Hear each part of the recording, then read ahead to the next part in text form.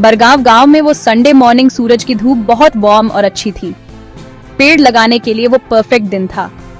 हम कुछ यंग लोग जो अच्छे इरादों से भरे थे नदी के पास इकट्ठे हुए थे। हवा में गीली मिट्टी की ताजी खुशबू थी और पानी के बहने की हल्की आवाज आ रही थी। हम अपने साथ छोटे छोटे सैपलिंग्स लाए थे जो फ्यूचर की छांव और जिंदगी के छोटे छोटे वादे थे। हमारा गोल सिंपल था, इन यंग पेड़ों को नदी के किनारे लगाकर धरती को कुछ वापस देना, जिससे मिट्टी बहने से बचे और बर्ड्स और इंसेक्ट्स के लिए एक नया घर बन सके। हमने खुश दिलों से काम किया। हमारे स्पेड सॉफ्ट लोमी ग्राउंड में खोद रहे थे। हर एक होल जो हमने खोदा वो एक नई जिंदगी का क्रेडल था। हम काम करते हुए हंस रहे थे और बातें कर रहे थे। हमारे स्पिरिट्स हाई थे। मिट्टी खोदना इजी था और जल्द ही हमारे पास सैपलिंग्स के लिए छोटे पिट्स की एक नीट रो तैयार थी। ये सैटिस्फाइंग काम था। जब आप अपने हाथों से मिट्टी में काम करते हैं तो आपको दुनिया से एक कनेक्शन महसूस होता है। आपको ऐसा लगता है कि आप अपने आप से बहुत बड़ी किसी चीज का हिस्सा हैं। जैसे जैसे नदी बहती जा रही थी वो अपने सीक्रेट्स फुसफुसा रही थी और पास के पुराने पेड़ों में बैठे बर्ड्स हमें अपनी इनकरेजिंग आवाज सुना रहे थे। हम एक छोटा फॉरेस्ट बना रहे थे, एक एक सैपलिंग करके, और ये थॉट हमें क्वाइट प्राइड और पर्पस से भर रही थी। दुनिया पीसफुल लग रही थी। हल्की हवा से मौजूदा पेड़ों के पत्ते सरसरा रहे थे, जिससे एक सॉफ्ट विस्परिंग साउंड आ रही थी जो हमारे कानों को म्यूजिक जैसी लग रही थी।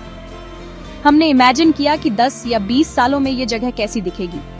हमने टॉल स्ट्रॉन्ग पेड़ों की पिक्चर बनाई जो अब हम जहां खड़े थे वहां खड़े होंगे। उनकी ब्रांचेस आसमान तक पहुंच रही होंगी। बच्चे शायद एक दिन उस छांव में खेलेंगे जो हम बना रहे थे। इस थॉट से हमें और जोश मिला और हमने और भी एंथुसियाज्म से काम किया। हमारी मूवमेंट्स एक स्टेडी कंफर्टेबल रिदम में आ गईं। खोदने और लगाने का सिंपल एक्ट उस मोमेंट में दुनिया की सबसे इम्पोर्टेंट चीज लग रहा था। हमने थोड़ा ब्रेक लिया पानी पीने के लिए और अपने काम को एडमायर करने के लिए। छोटे ग्रीन सैपलिंग्स अपने नए घरों में प्राउडली खड़े थे, धरती का इंतजार कर रहे थे कि वो उनकी जड़ों को एम्ब्रेस करे। सब कुछ परफेक्टली चल रहा था। ये इंसानों और नेचर के बीच प्योर हार्मनी का सीन था। हमें एक डीप कंटेंटमेंट महसूस हुआ, वैसी ही कंटेंटमेंट जो सिर्फ गुड ऑनेस्ट वर्क करने से आती है।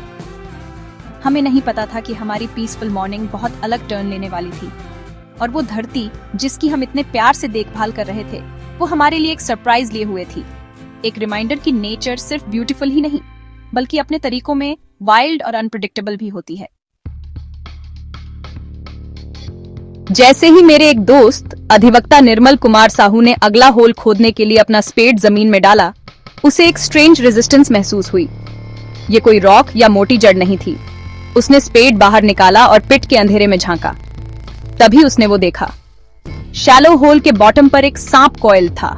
ये सिर्फ कोई सांप नहीं था। उसकी स्किन ब्राउन और ब्लैक सर्कल्स का एक ब्यूटीफुल लेकिन मेनेसिंग पैटर्न था।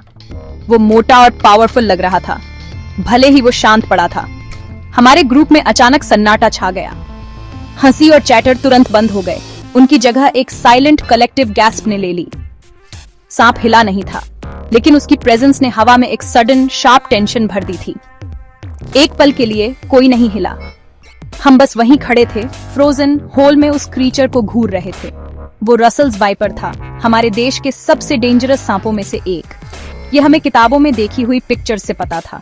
उसका वेनम पोटेंट होता है और एक बाइट बहुत सीरियस हो सकती है। सांप शायद उतना ही स्टार्टल्ड था जितना हम थे। धीरे धीरे अपना सिर उठाया। उसकी फॉक्ड टंग अंदर बाहर फ्लिक कर रही थी, हवा को टेस्ट कर रही थी। उसकी आंखें छोटी डार्क बीड्स जैसी थीं, हमें अनब्लिंकिंग गेज से देख रही थीं। पैनिक हमारे दिमाग के किनारों पर प्रिकल करने लगा, लेकिन हम जानते थे कि सडन मूव करना बेवकूफी होगी। हमें काल्म रहना था। धीरे धीरे केयरफुली हम सब कुछ कदम पीछे हटे, अपने और होल के बीच एक सेफ डिस्टेंस बनाई। हमारे दिल तेजी से धड़क रहे थे, लेकिन हमें वाइल्ड एनिमल से एनकाउंटर करते समय सबसे इम्पोर्टेंट रूल याद था, उसे प्रोवोक मत करो। सांप एग्रेसिव नहीं था, वो बस वहीं था, अपने घर में, जिसे हमने एक्सीडेंटल डिस्टर्ब कर दिया था। हमारे ग्रुप में एक बड़ा लड़का जो थोड़ा वाइजर था फुसफुसाया, चिल्लाओ मत, कुछ फेंको मत, हमें हेल्प के लिए कॉल करना होगा। ये साउंड एडवाइस थी। फियर एक नेचुरल रिस्पॉन्स है, लेकिन ऐसी सिचुएशन में आप उस फियर के साथ क्या करते हैं वही असली मायने रखता है। तुरंत किसी को डीप चैंड कछवाहा याद आया। उन्हें हमारे एरिया में सांप दोस्त के नाम से जाना जाता था। एक आदमी जो इन क्रीचर्स को समझता था और जानता था कि उन्हें या किसी और को नुकसान पहुंचाए बिना उन्हें कैसे हैंडल करना है। किसी ने जल्दी से अपना फोन निकाला। उनकी उंगलियां नई अर्जेंसी के कारण थोड़ी फंबल कर रही थीं। कॉल किया गया। हमने हरीड टोन्स में सिचुएशन समझाई।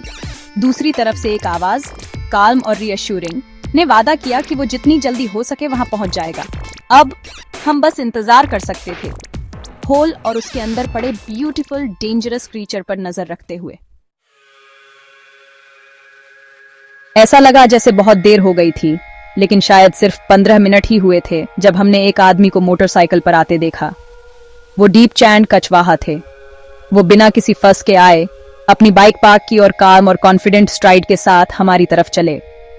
उनके पास उनके टूल्स का एक सिंपल बैग था, एक लॉन्ग स्टिक जिसके अंत में हुक था और एक स्टर्डी क्लॉथ बैग।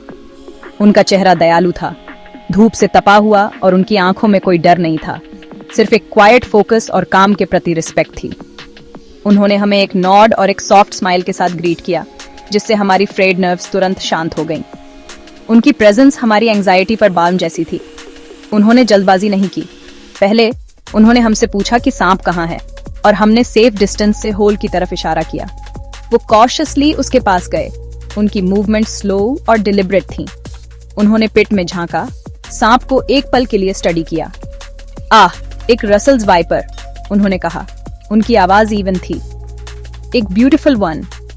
उन्होंने सांप को थ्रेट के रूप में नहीं, बल्कि एडमिरेशन योग्य क्रीचर के रूप में बात की। उन्होंने हमें समझाया कि सांप शायद उतना ही डरा हुआ था जितना हम थे। वो शायद ठंडी मिट्टी में आराम कर रहा था जब हमारी खुदाई ने उसे अचानक ब्राइट ओपन वर्ल्ड के सामने ला दिया था। उनके शब्दों ने हमें सांप के पर्सपेक्टिव से सिचुएशन को समझने में मदद की। फिर किसी ऐसे व्यक्ति की प्रैक्टिस्ड ईज के साथ जिसने ये काउंटलेस बार किया हो, उन्होंने रेस्क्यू शुरू किया। उन्होंने अपनी लॉन्ग स्नेक हुक निकाली और धीरे से रेप्टाइल को प्रोडेट किया। सांप फुफकारा, एक ऐसी आवाज जिसने हमारी रीढ़ में सिहरन पैदा कर दी, लेकिन डीप चैंड पूरी तरह से काल्म रहे। उन्होंने हुक का इस्तेमाल करके सांप को होल से केयरफुली उठाया। रेप्टाइल रॉड के चारों ओर कॉइल्ड हो गया, उसका पावरफुल बॉडी फ्लेक्स कर रहा था। अपने दूसरे हाथ से उन्होंने एक्सपर्टली क्लॉथ बैग खोला। एक स्मूथ स्विफ्ट मोशन में उन्होंने सांप को बैग में गाइड किया और टॉप को सिक्योरली बांध दिया। ये सब 1 मिनट से भी कम समय में हो गया। पूरा ऑपरेशन स्किल, पेशेंस और एनिमल के प्रति प्रोफाउंड रिस्पेक्ट का डिस्प्ले था। डीप चैंड ने हमें बताया कि वो कई सालों से सांपों को रेस्क्यू कर रहे थे। उन्होंने हजारों सांपों को पकड़ा था, कोबरास, क्रेट्स, वाइपर्स और कई हार्मलेस वाले भी। उन्होंने कभी उन्हें मारा नहीं। उनका मिशन हमेशा उन्हें उन जगहों से रेस्क्यू करना था जहां वे लोगों के साथ कॉन्फ्लिक्ट में हो सकते थे, और फिर उन्हें एक सेफ वाइल्ड प्लेस में इंसानी घरों से दूर वापस छोड़ना था। उनका मानना था कि हर क्रीचर को जीने का अधिकार है।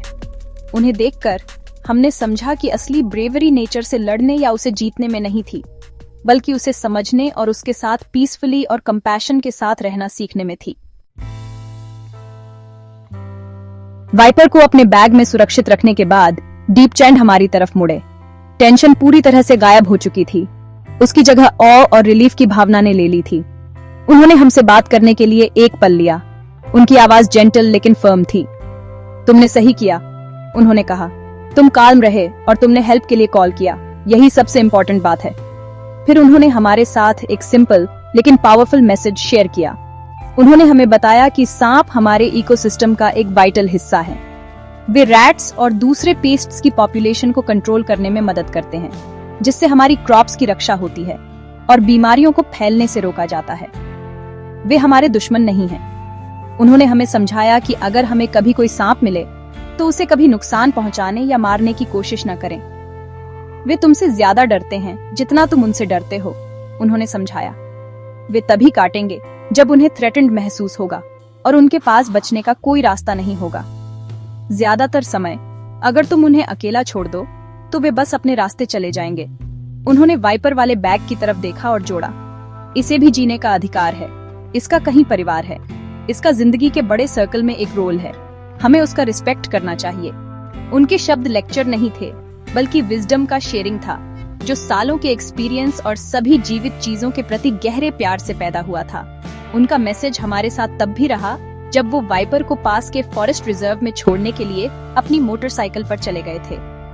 हम अपने पेड़ लगाने के काम पर वापस गए, लेकिन एक नई समझ के साथ। हमारे पैरों के नीचे की दुनिया, जिस मिट्टी में हम खोद रहे थे, वो सिर्फ डर्ट नहीं थी, वो एक हैबिटेट थी। काउंटलेस क्रीचर्स, बड़े और छोटे, देखे और अनदेखे, का घर थी। पेड़ों को लगाने का हमारा काम सिर्फ हरियाली जोड़ने के बारे में नहीं था, ये जिंदगी के एक कॉम्प्लेक्स और इंटरकनेक्टेड वेब में योगदान करने के बारे में था। एक ऐसा वेब जिसमें ऐसे क्रीचर्स भी शामिल थे जिनसे हमें कभी कभी डर लग सकता है, जैसे रसल्स वाइपर। हमें ज्यादा माइंडफुल, ज्यादा अवेयर होना था। उस दिन नदी के किनारे हमने सिर्फ पेड़ लगाना ही नहीं सीखा, हमने करेज, विजडम और कोएग्जिस्टेंस का एक वैल्यूएबल लेसन सीखा। हमने सीखा कि असली स्ट्रेंथ कंपैशन में है, अग्रेशन में नहीं। हमने सीखा कि हर क्रीचर, चाहे वो कितना भी डेंजरस क्यों न लगे, इस दुनिया में अपनी जगह और पर्पस रखता है। पेड़ों को लगाने का हमारा छोटा सा काम अब और भी मीनिंगफुल लग रहा था। हम सिर्फ अपने लिए नहीं, बल्कि उन सभी क्रीचर्स के लिए लगा रहे थे, जैसे ब्यूटीफुल वाइपर, जो इस प्लेनेट को हमारे साथ शेयर करते हैं। हमने अपने काम को शांत, ज्यादा थॉटफुल दिलों के साथ पूरा किया। अनएक्सपेक्टेड विजिटर के साथ हमारे इनकाउंटर से हमेशा के लिए बदल गए। क्या नाम है आपका? दीप चंद का। कहाँ के रहने वाले हैं आप? मैं सहपुरा तहसील के रहने वाला। ये किस गांव में आए हैं आप? मैं ग्राम बरगांव में आया हूँ। ये कौन सा सांप पकड़े हैं आप? ये भारत का सबसे जहरीला सांप रसल्स वाइपर है, इसको घोनस भी बोला जाता है। आप ये सांप कब से पकड़ रहे हैं? मैं ये सर्प को 2008 से पकड़ने का कार्य जारी है मेरा। अभी तक आपने कितने सांपों को पकड़ चुके हैं? लगभग मैं 2500 सर्प पकड़ चुका। सरकार की ओर से कोई मदद मिलती है आपको? सरकार की तरफ से किसी प्रकार का कोई मदद नहीं है। वन विभाग वगैरह से? कहीं से भी नहीं है। कहीं आप मांग किए हैं, कहीं पत्र भेजे हैं आपने? मैं पत्र भेजा हूँ, जैसे कलेक्टर हो गया, डीएफओ हो गया, और भी मुख्यमंत्री वगैरह हो गया, उनके यहाँ भी भेजा हूँ मैं। अभी देखते हैं आगे क्या होता है मुख्यमंत्री के यहाँ का तक। और आप इनकी शिक्षा कहाँ तक हुई है? मैं 7वीं तक पढ़ा हूँ। और ये इसकी ट्रेनिंग वगैरह आपने कहीं लिया है? इसकी ट्रेनिंग मैं छत्तीसगढ़ से लिया हूँ। कितने साल लिए ट्रेनिंग? मैं 11 महीने रहा वहाँ पे, और वहाँ से ट्रेनिंग करके पूर्णतः इनके बारे में ज्ञान अर्जित करके मैंने अपने गांव सहपुरा तहसील में जितने भी क्षेत्र हैं, लगभग सहपुरा तहसील के लगभग 20 से 25 ग्राम पंचायतों में यह कार्य करते चला आ रहा है। लोगों की ओर से कोई सहायता मिलती है क्या आपको? थोड़ा बहुत मिल जाता है, डीजल पेट्रोल 150 कोई दे दिए, बस ही। बस अपने मन से कुछ नहीं? अपने मन से कुछ नहीं।